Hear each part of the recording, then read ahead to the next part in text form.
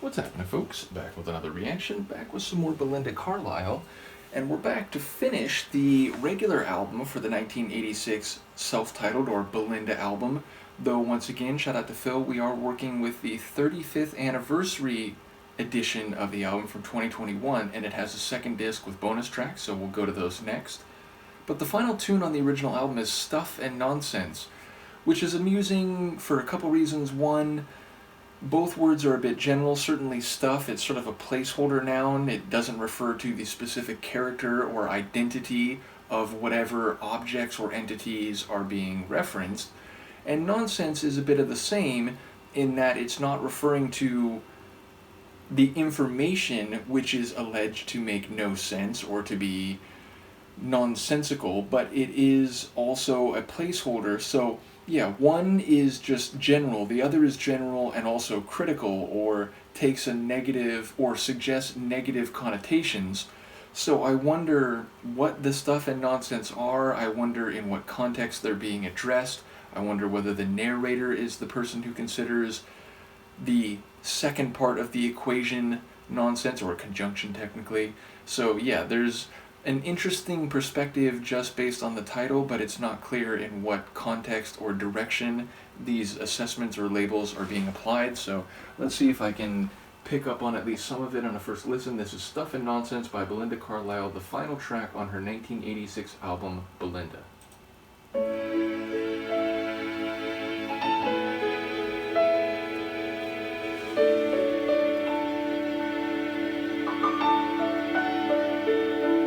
Disobey my own decisions. I deserve all your suspicions. First it's yes and then it's no. I dilly down to you all, but I got no secrets that I battle in my sleep. I won't make promises to you that I can't keep. And you know that I love you here and now, not forever. I can give you the present. I don't know about the future. That's all stuff and nonsense. I once lived for the future. Every day was one day closer, greener on the other side. Yes, I believe before I met you, I soon learned your love was brighter than stars in my eyes. Now I know how and when, I know where and why. And you know that I love you here and now, not forever. I can give you the present.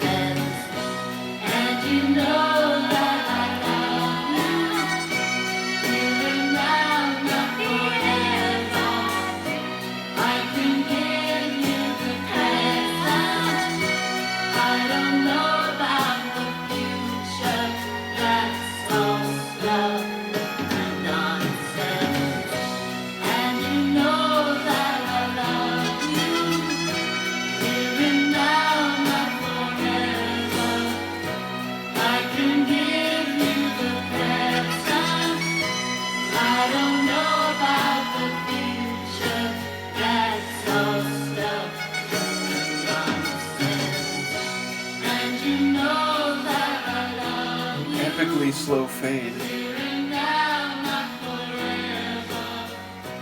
I can give you the I want to know who's on the trumpet. I don't know how A cool and a bit quirky song. Like, it has some of the stylings of a deep emotional ballad, but it doesn't conform to your expectations in that way, and even that might be a bit of conceptual relevance.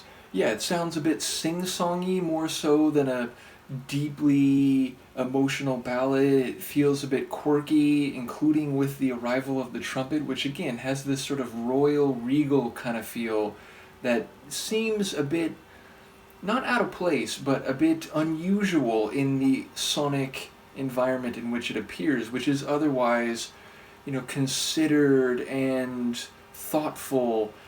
So yeah, it sounds like someone who's revised her approach or understanding to be a bit more realist and to maybe be a bit less head in the clouds, a bit less idyllic about what the future will bring, and to be a bit more honest and transparent, meaning, she's saying, like, I'm not going to promise what I can't necessarily live up to. I'm not going to talk about the future anymore. I can't give you that. I don't know what that is. Maybe I'm not going to want to be part of this anymore, but I can give you the present. I can offer you the here and now, and in that regard, I love you. So she's articulating a love. She's making clear she's here for this, but she's not making any promises. And she talks about, like, what was it, wrestling or fighting with secrets while she sleeps.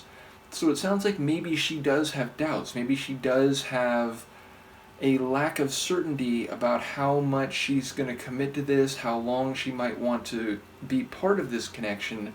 But in the here and now and in the present, it's something that she's putting herself into and being clear about. She does have emotion, she does have love for the other person. So yeah, it's an interesting song that lyrically and sonically takes a bit different form or a bit different manifestation than a lot of songs you might hear that are otherwise running in this direction. So it's declaring love, it's declaring a commitment, but not one that is unbridled or without any qualifications. It's like, I love you, but there's an asterisk there saying, I'm not going to say that this is permanent. I'm not going to say I'm going to love you forever. So, yeah, again, there's a bit of realism to it, even as she does profess an affinity. So, yeah, an interesting one. And even, like, the actual title phrase, the rhythm or melodic, what's the right word, expression that it has at the end of the larger phrase, it's a bit unusual. Like, she brings to a close the chorus and the larger measure in a way that's a bit like, oh, like I didn't expect her to hit that line in that way. So a really interesting one. As I said, we have bonus tunes to go through after this. Thank you again to Phil. Do let me know what you think, and I will see you next time. Peace.